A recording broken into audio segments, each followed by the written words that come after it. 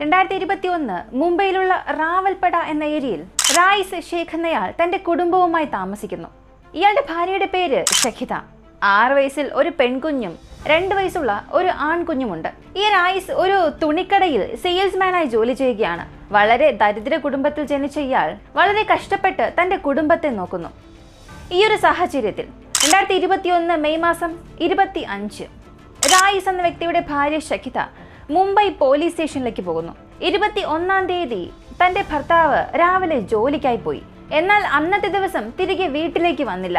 ഏകദേശം 4 ദിവസമായി എന്റെ ഭർത്താവിനെ കണ്ടുപിടിച്ച് നൽകണമെന്ന് ഒരു മിസ്സിംഗ് കംപ്ലൈന്റ് കൊടുത്തു. പോലീസ് അവരോട് ചോദിച്ചത് 21-ാം തീയതി ഭർത്താവ് കാണാതായി, എന്തുകൊണ്ട് ഇത്രയും ദിവസം നിങ്ങൾ കാത്തിരുന്നു, ഇപ്പോൾ നിങ്ങൾ എന്തുകൊണ്ട് കംപ്ലൈന്റ് തന്നു എന്ന് ചോദിച്ചു. അതിനവൾ പറഞ്ഞത്, എപ്പോഴും ഭർത്താവ് രാവിലെ 10 മണിക്കൊക്കെ ജോലിക്ക് പോകും, രാത്രി 9:30-10 മണിയാകും തിരികെ വരാൻ. അദ്ദേഹം എപ്പോഴും ഫോൺ കയ്യിൽ കൊണ്ടുപോകാറാണ് പതിവ്. പക്ഷെ എന്തുകൊണ്ടാണെന്നറിയില്ല, 21-ാം തീയതി അദ്ദേഹം ജോലിക്ക് പോയി, ഫോൺ വീട്ടിൽ മറന്നു വെച്ചിട്ട് പോവുകയായിരുന്നു. രാത്രി അദ്ദേഹം വരുമെന്ന് കാത്തിരുന്നു. പക്ഷേ ഒരുപാട് താമസിച്ചപ്പോൾ ഞാൻ അദ്ദേഹത്തിന്റെ നമ്പറിലേക്ക് ഫോൺ ചെയ്ത് നോക്കി. അപ്പോഴാണ് ഫോൺ വീട്ടിലാണെന്ന കാര്യം തന്നെ ഞാൻ അറിഞ്ഞത്. ഒരുപക്ഷെ കടയിൽ എന്തെങ്കിലും ജോലി ഉണ്ടാകും, രാവിലെ തിരികെ വരും എന്ന് കാത്തിരുന്നു. എന്നാൽ രാവിലെ ആയിട്ടും വന്നില്ല. ഇപ്പൊ എനിക്ക് എന്തോ ഭയം തോന്നി. അതിനാൽ ഭർത്താവിന് അറിയാവുന്ന സുഹൃത്തുക്കൾ, ബന്ധുക്കൾ, മുംബൈയിൽ ഞങ്ങൾക്കറിയാവുന്ന എല്ലാ സ്ഥലങ്ങളിലും അന്വേഷിച്ചു. പക്ഷെ അദ്ദേഹത്തെ എവിടെയും കണ്ടില്ല എന്നാണ് പറഞ്ഞത്. അങ്ങനെ കഴിഞ്ഞ 2-3 ദിവസമായി ഞാൻ സ്വയം തിരയുകയായിരുന്നു. മറ്റു മാർഗമൊന്നും ഇല്ലാതായപ്പോഴാണ് പോലീസ് സ്റ്റേഷനിൽ വന്ന് ഈ ഒരു കംപ്ലൈന്റ് തന്നതെന്നും അവർ പറഞ്ഞു. എങ്ങനെയെങ്കിലും എന്റെ ഭർത്താവിനെ കണ്ടുപിടിച്ചു തരണമെന്ന് അവൾ പോലീസുകാരോട് പറഞ്ഞു. പോലീസ് കംപ്ലൈന്റ് മുഴുവനും വായിച്ചു നോക്കി. എത്രയും പെട്ടെന്ന് കണ്ടുപിടിച്ചു തരാമെന്ന് പറഞ്ഞ് അവൾ അയക്കുന്നു. അവരൊരു പാവപ്പെട്ട കുടുംബമാണ്. ഫാമിലി ബാക്ക്ഗ്രൗണ്ടോ വലിയ പണമോ ഇല്ലാത്തത് കൊണ്ട് പോലീസ് ഒരു പേരിന് വേണ്ടി മാത്രം കണ്ടുപിടിച്ച് നൽകാമെന്നൊക്കെ പറഞ്ഞു. വലിയ രീതിയിലുള്ള അന്വേഷണമൊന്നും നടത്തിയില്ല. പോലീസ് ഇത് കാര്യമാക്കിയില്ല എന്ന് അവൾക്ക് മനസ്സിലായി. അതിനാൽ അവൾ സ്വയം ഭർത്താവിനെ വീണ്ടും തിരയാൻ തുടങ്ങി. എന്തുകൊണ്ട് റായിസ് അന്ന് ജോലിക്ക് പോയിട്ട് തിരികെ വീട്ടിലേക്ക് വന്നില്ല? അങ്ങനെ അദ്ദേഹത്തിന് അന്ന് എന്താണ് സംഭവിച്ചത്? പല ട്വിസ്റ്റ് ആൻഡ് ടേൺസ് നിറഞ്ഞ മുംബൈയിൽ സംഭവിച്ച വളരെ വ്യത്യസ്തമായ ഒരു യഥാർത്ഥ സംഭവത്തെക്കുറിച്ചാണ് നമ്മൾ അറിയാൻ പോകുന്നത്. ഈ ഒരു സംഭവം കണ്ട് അവസാനിപ്പിച്ചപ്പോൾ എൻ്റെ മനസ്സിൽ വല്ലാത്തൊരു ഭാരം അനുഭവപ്പെട്ടു. തീർച്ചയായും ഈ ഒരു സംഭവം കേട്ട് അവസാനിക്കുമ്പോൾ നിങ്ങൾക്കും അതേ അനുഭവം തന്നെ ഉണ്ടാകുമെന്ന് വിശ്വസിക്കുന്നു.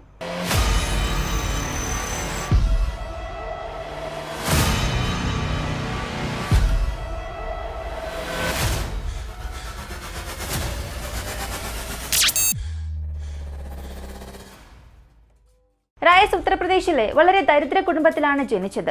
ഇദ്ദേഹത്തിന്റെ അമ്മ, അച്ഛ, ഇളയ സഹോദരൻ എല്ലാവരും ഉത്തർപ്രദേശിലാണ്. വിദ്യാഭ്യാസം ഇല്ലാത്തതുകൊണ്ടും കുടുംബത്തിന്റെ സാമ്പത്തിക സ്ഥിതി വളരെ മോശമായതുകൊണ്ടും റായിസിന് വിദ്യാഭ്യാസം തുടരാൻ സാധിച്ചില്ല. +2 അവസാനിപ്പിക്കുകയും പിന്നീട് ജോലിക്ക് പോകാനും തുടങ്ങി. ഏകദേശം 20-21 വയസ്സായപ്പോൾ അച്ഛനും അമ്മയും മകനെ വിവാഹം കഴിപ്പിച്ചയക്കാൻ തീരുമാനിക്കുന്നു. അങ്ങനെ ഒരു ബന്ധുവഴി ഷഹിദ എന്ന പെൺകുട്ടിയെക്കുറിച്ച് അറിയുന്നു. 2 കുടുംബവും സംസാരിച്ച് 2 പേർക്കും വിവാഹം നടത്തി കൊടുക്കുന്നു. വിവാഹം കഴിഞ്ഞ് 2 വർഷത്തിൽ ഇവർക്ക് ഒരു പെൺകുഞ്ഞ് ജനിച്ചു. ആ വീട്ടിൽ ജനിക്കുന്ന ആദ്യത്തെ പെൺകുഞ്ഞായതുകൊണ്ട് ആ കുഞ്ഞിന്റെ വരവ് ആ വീട്ടിലെ എല്ലാവരുടെ മുഖത്തും ഒരുപാട് സന്തോഷം കൊണ്ടുവന്നു. അടുത്ത 4 വർഷം കഴിഞ്ഞ് ഇവർക്കൊരു ആൺകുഞ്ഞ് ജനിച്ചു. ഇങ്ങനെ ഇവർ 4 പേരടങ്ങുന്ന അവരുടെ ജീവിതം നന്നായി പോയാലും ശരിയായ ജോലി ഇല്ലാത്തത് കൊണ്ടും നല്ല വരുമാനം ഇല്ലാത്തത് കൊണ്ടും ചിലവുകൾ വർദ്ധിച്ചതുകൊണ്ടും ഇനി ഈ ഗ്രാമത്തിൽ തന്നെ ജീവിക്കുകയാണെങ്കിൽ ജീവിതം മുന്നോട്ട് കൊണ്ടുപോകാൻ കഴിയില്ല. സിറ്റിയിൽ പോയി ജോലി ചെയ്താൽ നന്നായി സമ്പാദിക്കാൻ കഴിയുമെന്ന് റായിസ് ചിന്തിച്ചു. അങ്ങനെയാണ് മുംബൈയിലേക്ക് വന്നത്. അവിടെയുള്ള ഒരു ടെക്സ്റ്റൈൽസ് ഷോപ്പിൽ സെയിൽസ്മാനായി ജോലിക്ക് കയറുന്നു. ഒരുപാട് സന്തോഷമായി അദ്ദേഹത്തിന്. ചില മാസങ്ങൾ അങ്ങനെ പോയി. ടെക്സ്റ്റൈൽ ഷോപ്പിൽ നിന്നും മോശമല്ലാത്തൊരു വരുമാനം ലഭിക്കുന്നു. പക്ഷേ അദ്ദേഹം ഇപ്പോൾ അവിടെ ഒറ്റയ്ക്കാണ്. ഗ്രാമത്തിലും കുടുംബം ഒറ്റയ്ക്കാണ്. തനിക്കും ഭാര്യയോടും മക്കളോടും ഒപ്പം ഒരുമിച്ച് ജീവിക്കണം. ഈ ഒരു ആഗ്രഹം വന്ന അദ്ദേഹം ഈ മുംബൈയിൽ തന്നെ വളരെ വില കുറഞ്ഞ ഒരു സിംഗിൾ ബെഡ്റൂം വീട് നോക്കി ഭാര്യയും മക്കളെയും മുംബൈയിലേക്ക് തന്നെ കൊണ്ടുവന്നു. ഇങ്ങനെ വളരെ സന്തോഷകരമായ ജീവിതം മുന്നോട്ട് പോകുമ്പോഴാണ് മെയ് മാസം 21-ാം തീയതി രാവിലെ ജോലിക്ക് പോയ റായിസിനെ തിരികെ വീട്ടിലേക്ക് വന്നില്ല.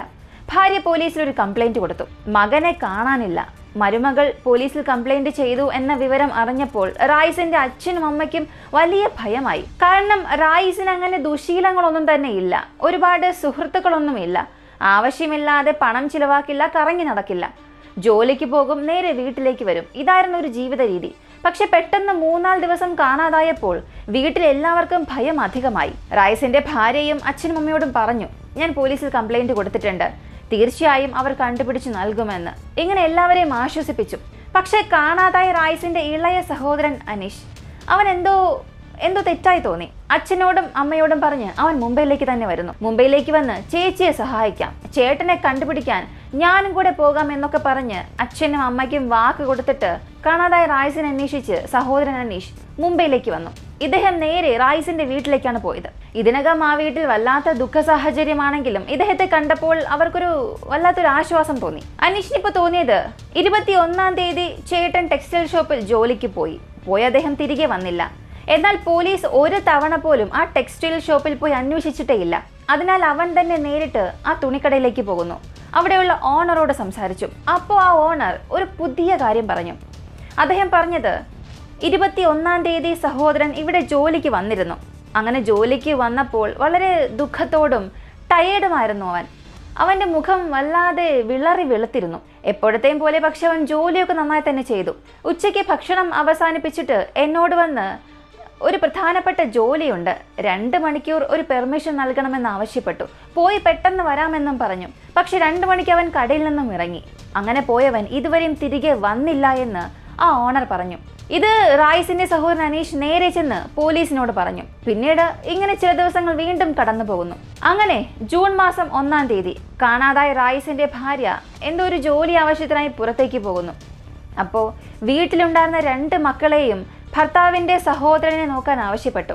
അദ്ദേഹം 2 മക്കളോടും നന്നായി സംസാരിച്ച് അവരെ കളിപ്പിച്ചുകൊണ്ട് വീട്ടിലിരിക്കുകയാണ്. ആ ഒരു സമയത്ത് 6 വയസ്സുള്ള പെൺകുഞ്ഞിനോട് അനീഷ് പറഞ്ഞത്, നീ ഭയപ്പെടണ്ട, അച്ഛൻ തീർച്ചയായും തിരികെ വരും, ഞാനുണ്ടല്ലോ, അച്ഛൻ വന്നിട്ട് മാത്രമേ ഞാനിവിടെ പോവുകയുള്ളൂ, അച്ഛനെ എങ്ങനെയെങ്കിലും ഞാൻ കണ്ടുപിടിക്കുമെന്ന് ആ കുഞ്ഞുങ്ങളെ ആശ്വസിപ്പിച്ചു.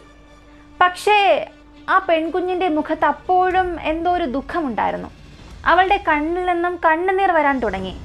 അപ്പോൾ അനീഷ് വീണ്ടും ആ കുഞ്ഞിനെ സമാധാനിപ്പിക്കുമ്പോൾ ആ കുഞ്ഞ് പറഞ്ഞത്, ചെറിയച്ച, ഒരു കാര്യം എനിക്ക് നിങ്ങളോട് പറയാനുണ്ട്, ഇക്കാര്യം ആരോടും പറയരുത്. അനീഷിന് ഇത് കേട്ടപ്പോൾ ഒന്നും മനസ്സിലായില്ല. ഒരു പക്ഷേ അച്ഛൻ അവൾ മിസ് ചെയ്യുന്നുണ്ടാകാം, അതുകൊണ്ടായിരിക്കാം ഇത്രയേറെ ദുഃഖിക്കുന്നത്. ശരി, എന്തായാലും നീ പറഞ്ഞോ എന്ന് പറഞ്ഞു. അങ്ങനെ ആ കുഞ്ഞ്, 6 വയസ്സുള്ള ആ പെൺകുഞ്ഞ് അനീഷിന്റെ കാതിന്റെ അടുത്ത് വന്ന് ചില കാര്യങ്ങൾ പറഞ്ഞു. അവൾ പറഞ്ഞ ആ കാര്യങ്ങളെല്ലാം കേട്ടപ്പോൾ അനീഷിന്റെ മുഖം മാറാൻ തുടങ്ങി. അദ്ദേഹത്തിന്റെ മുഖഭാവം വ്യത്യസ്തമാക്കാൻ തുടങ്ങി. ഹൃദയമിടിപ്പ് വർദ്ധിക്കാൻ തുടങ്ങി. ഉടൻ തന്നെ 2 കുഞ്ഞുങ്ങളെയും കൊണ്ട് നേരെ പോലീസ് സ്റ്റേഷനിലേക്ക് പോയി. അവിടെ ചെന്ന് ഈ കുഞ്ഞ് പറഞ്ഞ എല്ലാ കാര്യങ്ങളും അയാൾ പോലീസിനോട് പറഞ്ഞു. പോലീസും അത് കേട്ട് ഞെട്ടിപ്പോയി. ഉടൻ തന്നെ ഒരു വലിയ പോലീസ് ടീം ഈ കാണാതായ റൈസിന്റെ വീടിനെ നോക്കിപ്പോയി. ഏകദേശം ഒരു 10-15 പോലീസ് ഓഫീസർ ആ വീട് മുഴുവനും തിരഞ്ഞു. ആ ഒരു സമയത്തായിരുന്നു പുറത്തേക്ക് പോയിരുന്ന ഷഖിതയും തിരികെ വീട്ടിലേക്ക് വന്നത്. വീടിനുള്ളിൽ പോലീസ് നിൽക്കുന്നത് കണ്ടപ്പോൾ ഒരുപക്ഷെ തന്റെ ഭർത്താവ് തിരികെ വന്നോ എന്നുള്ള സന്തോഷത്തിൽ അവളും അകത്തേക്ക് കയറി നോക്കി. പക്ഷേ അകത്തുണ്ടായിരുന്ന പോലീസ് ഓഫീസർ ആ വീട് മുഴുവനും തപ്പി തിരയുകയായിരുന്നു. ഇവരെന്താണ് വീടിനുള്ളിൽ തിരയുന്നത്? അവൾക്കൊന്നും മനസ്സിലായില്ല. ഇപ്പൊ പോലീസ് ഈ ഷഖിതയെയും അനീഷിനെയും അവിടെ ഇരുത്തിയിട്ട് ആ വീട് മുഴുവനും തിരഞ്ഞു. പക്ഷെ യാതൊരു തെളിവും ലഭിച്ചില്ല. ഞാൻ ഇതിനകം പറഞ്ഞു, ഇവർ താമസിക്കുന്നത് ഒരു സിംഗിൾ ബെഡ്റൂം ഹൗസാണ്. എല്ലാം ചെറിയ ചെറിയ ഇടുങ്ങിയ സ്ഥലമാണ്. അവിടെ ഒരു തിരച്ചിൽ നടത്തുക എന്നുള്ളത് പോലീസിന് ഒരു വലിയ കാര്യമായി തോന്നിയതേ അല്ല. അങ്ങനെ പരിശോധിക്കുമ്പോഴാണ് ആ വീടിൻ്റെ അടുക്കള ഫ്ലോറിലെ ടൈൽ അത് അടുത്തിടെ മാറ്റിയതുപോലെ തോന്നി. മറ്റ് സ്ഥലങ്ങളിലെ ടൈൽസ് എല്ലാം പഴയതാണ്, പക്ഷേ അടുക്കളയിലുള്ള ടൈൽസ് മാത്രം പുതുതായി തോന്നി. അതും ആ ടൈൽസ് വച്ചിരിക്കുന്ന ആ ഒരു രീതി കാണുമ്പോൾ പണി അറിയാത്ത ആരോ ചെയ്തതുപോലെയാണ് തോന്നിയത്. സത്യത്തിൽ ആ ടൈൽസ് ക്രമീകരിച്ചിരിക്കുന്നത് തന്നെ താന്നും പൊങ്ങിയും ഒരു അച്ചടക്കമില്ലാതെയായിരുന്നു. ഇത് പോലീസ് ശ്രദ്ധിച്ചു. ഇപ്പൊ പോലീസിന് ആ കിച്ചൺ ഫ്ലോറിനുള്ളിൽ എന്തോ ഒന്ന് മറഞ്ഞിരിക്കുന്നു എന്ന് മനസ്സിലായി. ഒരു വലിയ പോലീസ് ടീമിനെ തന്നെ വിളിച്ച് ആ മുഴുവൻ കിച്ചൺ ഫ്ലോറിലെ ടൈൽസും പൊളിച്ചു നോക്കുന്നു. ജൂൺ മാസം 1-ാം തീയതി വൈകുന്നേരം 7 മണിയോടുകൂടി ആ ഫ്ലോർ പൊളിക്കാൻ തുടങ്ങി. ഒരു 6-7 മണിക്കൂർ നീണ്ട ഒരു ജോലി. ആ സമയത്തായിരുന്നു കിച്ചൺ ഫ്ലോറിനുള്ളിൽ നിന്നും വല്ലാത്തൊരു ദുർഗന്ധം പുറത്തേക്ക് വരാൻ തുടങ്ങി. അതിനുള്ളിൽ അവർ ഒരു വലിയ ചാക്ക് കണ്ടു. ആ ചാക്ക് മാറ്റി നോക്കിയപ്പോൾ അതിൽ കഷ്ണങ്ങളാക്കപ്പെട്ട ഒരു മനുഷ്യന്റെ കൈകൾ, കാലുകൾ, ശരീരഭാഗങ്ങൾ ഉള്ളതെല്ലാം കണ്ടു. ഇത് കണ്ട മുഴുവൻ പോലീസ് ഡിപ്പാർട്ട്മെന്റും ഭയപ്പെട്ടു. ആ അടുക്കളയുടെ ഫ്ലോറിനുള്ളിൽ കണ്ടെത്തിയ ആ ശരീരങ്ങൾ, വെട്ടിമുറിച്ചെടുത്ത ശരീരങ്ങൾ മറ്റാരുടേതുമായിരുന്നില്ല. ഈ 4-5 ദിവസമായി കാണാതായ ഷഖീദയുടെ ഭർത്താവ് റായിസ് എന്ന വ്യക്തിയുടേതായിരുന്നു. സത്യത്തിൽ എന്താണ് സംഭവിച്ചത് എന്ന് ചോദിച്ചാൽ, അനീഷ് 6 വയസ്സുള്ള മകളോട് സംസാരിച്ചു കൊണ്ടിരിക്കുമ്പോൾ ആ കുഞ്ഞ് പറഞ്ഞത്, നിങ്ങൾ എത്ര തന്നെ എവിടെയൊക്കെ തിരഞ്ഞാലും അച്ഛനെ കണ്ടെത്താൻ സാധിക്കില്ല, അച്ഛൻ തിരികെ വരില്ല എന്ന് എനിക്കറിയാം. നീ എന്തുകൊണ്ടാണ് ഇങ്ങനെ പറയുന്നതെന്ന് അനീഷ് ചോദിച്ചപ്പോൾ, വരില്ല ചെറിയച്ഛ, കാരണം അമ്മ അച്ഛനെ കൊന്നു എന്ന് പറഞ്ഞു. അയാൾക്കൊന്നും മനസ്സിലായില്ല. നീ എന്താണ് ഈ പറയുന്നതെന്ന് ഒന്നുകൂടെ ചോദിച്ചു. അമ്മയാണ് അച്ഛനെ കൊന്നത്, അമ്മയാണ് അച്ഛൻ്റെ ശരീരം തുണ്ടു തുണ്ടായി വെട്ടി ഈ ചാക്കിനടിയിലാക്കിയത്, ഇത് ഞാൻ എൻ്റെ കണ്ണുകൊണ്ട് കണ്ടു എന്നും പറഞ്ഞു. ഇത് കേട്ടാണ് അനീഷ് ഞെട്ടി നേരെ പോലീസ് സ്റ്റേഷനിലേക്ക് ചെന്ന് വിവരം അറിയിച്ചത്. ഇപ്പോൾ ഈ കുഞ്ഞ് പറഞ്ഞ സ്റ്റേറ്റ്മെന്റും റായിസിന്റെ ഡെഡ് ബോഡി അവരുടെ വീടിനുള്ളിൽ നിന്ന് തന്നെ കണ്ടെത്തിയത് കൊണ്ടും ഈ ഒരു കൊലപാതകം ആര് ചെയ്തിട്ടുണ്ടാകുമെന്ന് പോലീസിന് മനസ്സിലായി. ഉടൻ തന്നെ റായിസിന്റെ ഭാര്യ ഷഖിദയെ പോലീസ് ചോദ്യം ചെയ്യാൻ തുടങ്ങി. എന്തിനു വേണ്ടി ഭർത്താവിനെ കൊന്നു? ഇതിന് പിന്നിലെ കാരണമെന്ത്? രഹസ്യം എന്താണ്? അവൾ മാത്രമാണോ കൊന്നത്? ഇതിനെ സഹായിച്ച മറ്റാരെങ്കിലും ഉണ്ടോ? ഇങ്ങനെ പല രീതിയിൽ പോലീസ് ചോദ്യം ചെയ്യാൻ തുടങ്ങി. ഇപ്പോൾ ഷഖിദയ്ക്ക് മനസ്സിലായി ഇനി രക്ഷപ്പെടാൻ മറ്റു മാർഗമൊന്നും ഇല്ല എന്ന്. അവൾ സത്യം പറയാനും തുടങ്ങി. 2020 റായിസ് തന്റെ കുടുംബത്തെ മുംബൈയിലേക്ക് വിളിച്ചു കൊണ്ടുവന്നു. അദ്ദേഹത്തിന്റെ ജോലി രാവിലെ 10 മണിക്ക് പോയാൽ രാവിലെ ഒരു 10 മണിയാകും വീട്ടിലെത്താൻ. പകൽ സമയങ്ങളിൽ കുഞ്ഞുങ്ങൾ സ്കൂളിലേക്ക് പോകും. അപ്പോൾ വീട്ടിൽ ഒറ്റയ്ക്കിരിക്കുന്ന ഭാര്യയ്ക്ക് പ്രത്യേകിച്ച് ജോലിയൊന്നുമില്ല. അങ്ങനെ ഒരു ദിവസം ഒറ്റയ്ക്കിരിക്കുമ്പോൾ ആ വീടിന്റെ വാതിൽ ആരോ മുട്ടി. അയാളുടെ പേര് അമിത് ആയിരുന്നു. ആ ഏരിയയിലെ ഒരു വീട്ടിൽ തന്നെ താമസിക്കുകയാണ്. ഒരു സെക്യൂരിറ്റിയായി ജോലി ചെയ്യുന്നു. ആ സമയത്ത് അമിതിന് വിവാഹം കഴിഞ്ഞിട്ടില്ല. അമിത് അവളോട് ചോദിച്ചത്, വീട്ടിൽ ചായ ഇടാൻ ഞാൻ ശ്രമിക്കുകയായിരുന്നു, അപ്പോഴാണ് പഞ്ചസാര ഇല്ലാത്ത കാര്യം ഓർമ്മ വന്നത്, ഒരല്പം പഞ്ചസാര തരാമോ എന്ന് ചോദിച്ചു. അങ്ങനെ പഞ്ചസാര കൊടുത്തു. എന്നാൽ അടുത്ത ദിവസവും ഞാൻ അടുക്കളയിൽ കറി ഉണ്ടാക്കുകയായിരുന്നു, പരിപ്പില്ല, ഒരല്പം പരിപ്പ് തരാമോ? ഇങ്ങനെ പരിപ്പില്ല, പഞ്ചസാരയില്ല, തേങ്ങയില്ല എന്നൊക്കെ പറഞ്ഞ് ഇടയ്ക്കിടയ്ക്ക് ഇയാൾ ഈ വീട്ടിലേക്ക് വരാൻ തുടങ്ങി. ഓരോ സാധനങ്ങൾ വാങ്ങണമെന്ന പേരിൽ ഇവളുടെ വീട്ടിലേക്ക് വരാൻ തുടങ്ങി. രണ്ടുപേരും അങ്ങനെ സാധനങ്ങൾ കൈമാറുന്നതിലൂടെ നല്ല സുഹൃത്തുക്കളായി മാറി. പിന്നീട് പരസ്പരം ഫോൺ നമ്പർ കൈമാറി. രാത്രിയും പകലും ചാറ്റ് ചെയ്യാൻ തുടങ്ങി. അവർക്കിടയിൽ തന്നെ ഒരു പ്രണയം ഉണ്ടാകാൻ തുടങ്ങി. സത്യത്തിൽ ഇതിനെ പ്രണയമൊന്നും പറയാൻ സാധിക്കില്ല, ഒരു അവിഹിത ബന്ധമുണ്ടാകാൻ തുടങ്ങി. പിന്നീട് അതൊരു ശാരീരിക ബന്ധത്തിലേക്ക് എത്തുന്നു. അതും ഈ റായിസ് ജോലിക്ക് പോയാൽ പകൽ സമയങ്ങളിൽ ആ വീട്ടിൽ ആരും തന്നെ കാണില്ല. അങ്ങനെ സെക്യൂരിറ്റി ഗാർഡായി ജോലി ചെയ്യുന്ന അയാൾക്കും നൈറ്റ് ഷിഫ്റ്റ് ആണ്, പകൽ സമയത്ത് അയാൾക്ക് ജോലിയില്ല. അങ്ങനെ ഇവർക്ക് രണ്ടുപേർക്കും കാണാനും സംസാരിക്കാനും അത് നല്ലൊരു അവസരമായി മാറി. രണ്ടുപേരും പല ദിവസങ്ങളിൽ ഭർത്താവ് അറിയാതെ രഹസ്യ ബന്ധത്തിലേർപ്പെട്ടു. എന്നാൽ അവരുള്ളത് ഒരു ചെറിയ ഏരിയ ആയതുകൊണ്ട് തന്നെ അടുത്തടുത്ത വീടുകൾ ഞെരുങ്ങി തിക്കും തിരക്കുമായിരിക്കുന്ന ഒരു പ്രദേശമാണ്. അവിടെ നടക്കുന്ന സംഭവങ്ങളെല്ലാം പരസ്പരം അങ്ങോട്ടും ഇങ്ങോട്ടുമുള്ള വീടുകൾക്ക് പെട്ടെന്ന് തന്നെ കണ്ടെത്താൻ സാധിക്കും. അതിനാൽ ഈ അമിത് വരുന്നതും പോകുന്നതും കുറച്ച് ദിവസത്തിനുള്ളിൽ തന്നെ ഈ അയൽവാസികൾ ശ്രദ്ധിക്കുന്നു, അതും റായിസ് ഇല്ലാത്ത സമയത്ത്. അങ്ങനെ ഒരു ദിവസം തൊട്ടടുത്തുള്ള ഈ അയൽവാസി റായിസിനോട് ഇക്കാര്യത്തെക്കുറിച്ച് പറഞ്ഞു. അദ്ദേഹത്തെ കൊണ്ട് ഇത് വിശ്വസിക്കാൻ സാധിച്ചില്ലെങ്കിലും ഭാര്യയോട് അദ്ദേഹം ചോദിച്ചു. ആ സമയം ഭാര്യ പറഞ്ഞത്, അയാളൊരു സെക്യൂരിറ്റി ഓഫീസറാണ്, ഇടയ്ക്കിടയ്ക്ക് വീട്ടിൽ എന്തെങ്കിലും സാധനം ഇല്ല എങ്കിൽ ഇങ്ങോട്ടേക്ക് വാങ്ങാൻ വരും, ഞങ്ങൾ നല്ല സുഹൃത്തുക്കളാണ്, ഞങ്ങൾക്കിടയിൽ അങ്ങനെ പ്രത്യേകിച്ച് ബന്ധമൊന്നും തന്നെ ഇല്ല. ഒരു പക്ഷേ അയൽവാസികൾ ഇങ്ങനെ പറയുന്നു, നിങ്ങൾക്ക് എന്നെ സംശയമാണെങ്കിൽ ഞങ്ങൾ തമ്മിലുള്ള ഈ ഒരു സുഹൃത്ത് ബന്ധം ഞാൻ ഇവിടെ തന്നെ അവസാനിപ്പിക്കാൻ തയ്യാറാണ് എന്നൊക്കെ പറഞ്ഞു. ഭർത്താവും പിന്നെ അത് വലിയ കാര്യമാക്കിയില്ല. ഇങ്ങനെ ഒരു 2 മാസം കടന്നു പോകുന്നു. 2 മാസം കഴിഞ്ഞ് ഭർത്താവ് ഭാര്യയിൽ ചില വ്യത്യാസം കാണുന്നു. അവൾ തനിക്കറിയാതെ വീണ്ടും കാമുകനുമായി സംസാരിക്കുന്നുണ്ടോ എന്ന് അയാൾക്ക് തോന്നി. നേരിട്ട് തന്നെ ഭാര്യയോട് ചോദിച്ചു.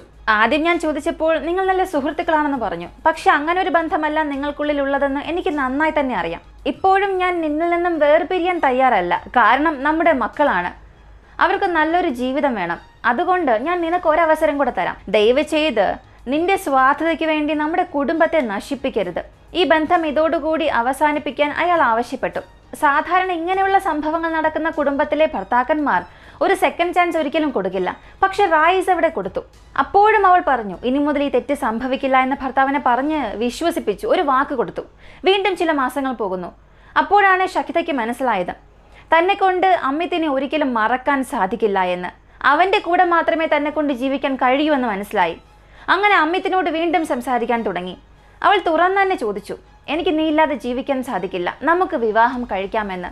ഇതിന് തടസ്സമായി നിൽക്കുന്ന എൻ്റെ ഭർത്താവിനെ നമുക്ക് കൊല്ലാം എന്നും പറഞ്ഞു. ഇവരുടെ പദ്ധതി എന്താണെന്ന് ചോദിച്ചാൽ, അതൊരു ചെറിയ സ്ഥലം, ഇവിടെ വെച്ച് കൊല്ലുകയാണെങ്കിൽ ഡെഡ് ബോഡി പുറത്തേക്ക് കൊണ്ടുപോകാൻ സാധിക്കില്ല. അതിനാൽ വീട്ടിൽ തന്നെ കുഴിച്ചു മൂടാം, അതാണ് എളുപ്പം. പക്ഷേ ഈ കുഴിച്ചു മൂടുക അത്ര നിസ്സാരമായ കാര്യമല്ല. ഒരുപാട് ജോലിയുണ്ട്. മണ്ണ് കുഴിച്ചു മാറ്റണം, അതിനുള്ളിൽ ഡെഡ് ബോഡി ആക്കിയിട്ട് അതിന് മുകളിൽ മണ്ണും കല്ലും ടൈൽസും എല്ലാം വെച്ച് സീൽ ചെയ്യണം. ഒരുപാട് വസ്തുക്കൾ ആവശ്യമാണ്. അതിനാൽ ആർക്കും സംശയം വരാതിരിക്കാനായി ദിവസവും ഓരോ വസ്തുക്കളായി വാങ്ങി നിറയ്ക്കാൻ തുടങ്ങി. അങ്ങനെ ആ വീടിനുള്ളിൽ ഒരു ഡെഡ് ബോഡി കുഴിച്ചു മൂടാൻ ആവശ്യമായ എല്ലാ വസ്തുക്കളും അവരുടെ പക്കലുണ്ട്. ആദ്യം മെയ് മാസം 15-ാം തീയതി അന്നായിരുന്നു ദിവസം കുറിച്ചത്. പക്ഷേ അന്ന് എന്തൊക്കെയോ സാഹചര്യങ്ങൾ കാരണം കൊലപാതകം നടന്നില്ല. വീണ്ടും ശരിയായ സന്ദർഭത്തിനായി കാത്തിരുന്നു. ഇത്തവണ 21-ാം തീയതി ജോലിക്ക് പോയ റായിസിന്റെ മനസ്സിൽ വല്ലാത്തൊരു അസ്വസ്ഥത, എന്തോ ശരിയല്ല എന്ന് തോന്നി. തൻ്റെ ഭാര്യ തന്നെ വീണ്ടും വഞ്ചിക്കുകയാണ്. ഭാര്യയുമായി അവൾ ഇപ്പോഴും സംസാരിക്കുന്നുണ്ട്. അങ്ങനെ ഒരു ചിന്ത, ഒരു തോന്നൽ മനസ്സിൽ വീണ്ടും വീണ്ടും വരാൻ തുടങ്ങി. ഏറെ ദിവസമായി അങ്ങനെ ഒരു തോന്നലുണ്ട്. പക്ഷെ അന്നത്തെ ദിവസം മനസ്സ് വീണ്ടും വീണ്ടും അങ്ങനെ പറയാൻ തുടങ്ങി. അങ്ങനെ വീട്ടിൽ പോകാം എന്ന് കരുതി ഉച്ചഭക്ഷണം അവസാനിച്ച് ആ ടെക്സ്റ്റൈൽസ് ഓണറോട് 2 മണിയോടുകൂടി ഒരു അവധി ചോദിച്ചു. 2 മണിക്കൂറത്തെ അവധി ചോദിച്ചു. പക്ഷെ അയാളുടെ മനസ്സ് എന്താണോ പറഞ്ഞത് അത് അന്നത്തെ ദിവസം സത്യമായി മാറി. ഇദ്ദേഹം വീടിനുള്ളിൽ പോയപ്പോൾ ആ വീടിനുള്ളിൽ കാമുകൻ അമിത് ഉണ്ടായിരുന്നു. പുറത്തുനിന്ന് ഒരുപാട് സമയമായി കതക് തട്ടി. ഒരുപാട് സമയം കഴിഞ്ഞിട്ടാണ് ഭാര്യ വാതിൽ വന്ന് തുറന്നത്. അങ്ങനെ റായിസ് വീടിനകത്തേക്ക് കയറി എല്ലായിടങ്ങളിലും തിരഞ്ഞു. കട്ടിനടിയിൽ അമിത് ഒളിച്ചിരുന്നതും കണ്ടെത്തി. അങ്ങനെ അമിതിനും റായിസിനും ഇടയിൽ ഒരു വാക്ക് തർക്കവും പിടിവലിയും ഒക്കെ ഉണ്ടായി. ഇങ്ങനെ ഈയൊരു സന്ദർഭത്തിൽ ഭാര്യയ്ക്ക് തോന്നിയത്, എന്നായാലും ഒരു ദിവസം ഇയാളെ കൊല്ലണമെന്ന് പദ്ധതി ഇട്ടതാണ്. എന്തിനി കാത്തിരിക്കണം, ഇതാണ് ശരിയായ സന്ദർഭം. അങ്ങനെ അടുക്കളയിൽ നിന്ന് ഒരു കത്തി എടുത്തുകൊണ്ടുവന്ന് ഭർത്താവ് കാമുകനുമായി ബഹളം ഉണ്ടാക്കിക്കൊണ്ടിരിക്കുന്ന ആ സമയത്ത് റായിസിന്റെ കഴുത്തിൽ തന്നെ കുത്തി. കഴുത്തിൽ നിന്നും രക്തം തെറിക്കാൻ തുടങ്ങി. താഴെ വീണ റായിസിനെ വീണ്ടും ഒരു 4-5 തവണ കത്തി കൊണ്ട് കുത്തി. സംഭവ സ്ഥലത്ത് തന്നെ റായിസ് മരിക്കുകയും ചെയ്തു. ഇപ്പോൾ ഇവർക്ക് നേരത്തെ ഒരു പദ്ധതി ഉണ്ടായിരുന്നു, അടുക്കളയിൽ ഒരു കുഴിയെടുത്ത് അതിനുള്ളിൽ മൂടുക. പക്ഷേ ഇവരുടെ നല്ല സമയമാണോ എന്നറിയില്ല. ആ സമയത്ത് കുഞ്ഞുങ്ങളും സ്കൂളിൽ പോയിരിക്കുകയായിരുന്നു. അവർ തിരികെ വരാൻ 5-6 മണിയാകും. അതിനുള്ളിൽ ഡെഡ് ബോഡി എങ്ങനെയെങ്കിലും മറവ് ചെയ്യണം എന്ന് തീരുമാനിച്ചു. ഒരു 3 അടിയോളം കുഴിയെടുത്തു. പിന്നീട് റായിസിന്റെ ഡെഡ് ബോഡി അകത്തേക്ക് വയ്ക്കാൻ ശ്രമിക്കുമ്പോഴാണ് മനസ്സിലായത് ആ കുഴി ചെറുതായി പോയെന്ന്. ഒരു 6 അടിയോളം കുഴിയെടുക്കാനുള്ള സൗകര്യവും ആ അടുക്കളയിൽ ഇല്ലായിരുന്നു. ഇപ്പൊ മറ്റു മാർഗമൊന്നും തന്നെ ഇല്ല. മരിച്ച റായിസിന്റെ ഡെഡ് ബോഡി തുണ്ടു തുണ്ടായി വെട്ടുക എന്നതല്ലാതെ മറ്റു മാർഗമില്ല. അങ്ങനെ റായിസിന്റെ ഭാര്യ അയാളുടെ ശരീരം തുണ്ടു തുണ്ടായി വെട്ടുന്ന സമയം അയാളുടെ രക്തമെല്ലാം വീടിനുള്ളിൽ തെറിക്കാൻ തുടങ്ങി. അതേസമയം തന്നെ വീടിന്റെ വാതിൽ ആരോ മുട്ടുന്ന ശബ്ദവും കേട്ടു. ഭാര്യ ചെന്ന് വാതിൽ തുറന്നു. സ്കൂളിൽ പോയ 6 വയസ്സുള്ള മകളായിരുന്നു വന്നത്. ഇപ്പൊ അവൾക്ക് എന്ത് ചെയ്യണമെന്നറിയില്ല. മകൾ കതക് തുറന്ന് വീടിനുള്ളിലേക്ക് വന്നപ്പോൾ വീട് മുഴുവനും എവിടെ നോക്കിയാലും രക്തം തെറിച്ചിരുന്നു. പെട്ടെന്ന് കുഞ്ഞിന് ഭയം വരാൻ തുടങ്ങി. പിന്നെ ആ ചെറിയ സ്ഥലത്ത് പെട്ടെന്നൊന്നും അങ്ങനെ മറച്ചു വെക്കാനും സാധിക്കില്ല. കുഞ്ഞ് കയറിയപ്പോൾ തന്നെ അടുക്കളയിൽ ഒരു ശരീരം കിടക്കുന്നത് അവൾ കണ്ടു. പെട്ടെന്ന് ശഖിത കതകടച്ചിട്ട് മകളുടെ കൈ രണ്ടും പിടിച്ചു വെച്ചിട്ട് ഒരു മുന്നറിയിപ്പ് കൊടുത്തു.